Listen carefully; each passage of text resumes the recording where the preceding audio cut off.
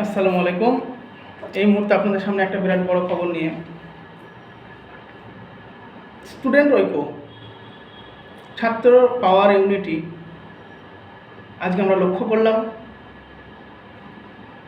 বীর মুক্তিযোদ্ধা মুজিবুর রহমানের কন্যা, অর্থাৎ বর্তমান বাংলাদেশের প্রধানমন্ত্রী, বর্তমান বললে ভুল হবে কারণ এই মুহূর্তে তিনি প্রাক্তন প্রধানমন্ত্রী বাংলাদেশের। কারণ কিছুক্ষণ আগেই, আজকে 5ই আগস্ট 2024, কিছুক্ষণ আগে তিনি ইস্তফা দিয়েছেন এবং আজ বিকেল 5টা থেকে বাংলাদেশের শাসন ক্ষমতা পৌঁছে যাবে, দেশ পরিচালনা করবেন বাংলাদেশের সেনাবাহিনীরা। আপনারা জানেন বিগত 1 মাস বা তার অধিক সময় থেকে কোটা আন্দোলনকে কেন্দ্র করে, কোটা আন্দোলন মূল অস্ত্র হিসেবে বাংলাদেশের ছাত্ররা আন্দোলন শুরু করে। কয়েকশো প্রাণ, ছাত্র থেকে শুরু করে নিরীহ মানুষ, বাচ্চা থেকে শুরু করে সাধারণ মানুষকেও সেখানে জীবন দিতে হয়েছে, যার ফল আজ সেই ছাত্রদের সঙ্গে সঙ্গে সমগ্র বাংলাদেশের সাধারণ জনতা একগুচ্ছ দাবি নিয়ে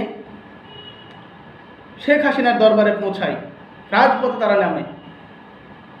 প্রথমত কোটা আন্দোলন, দ্বিতীয়ত নিরীহ মানুষের যে প্রাণ, সেই প্রাণের বিনিময়, সেই প্রাণের জন্য তারা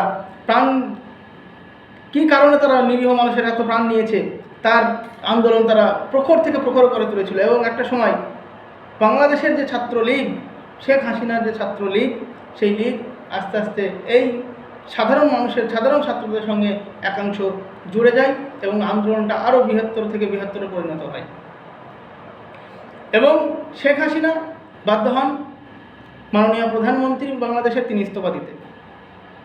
এই সঙ্গে সঙ্গে বিভিন্ন দেশে, পার্শ্ববর্তী আরও অনেক দেশ যেগুলোর একটু তাদের ভিত একটু নড়ে উঠল বলা যায়, ঠিক এইভাবেই যারা দেশের উচ্চ স্থানে রয়েছে, অর্থাৎ দেশ যারা পরিচালনা করছেন, তিনারা একটু ভাবতে বাধ্য হবেন। সাধারণ মানুষ, জনতা একবার যদি আন্দোলনে নেমে পড়ে, মাঠে নেমে পড়ে, তাহলে যে কোনো কিছু সম্ভব হতে পারে।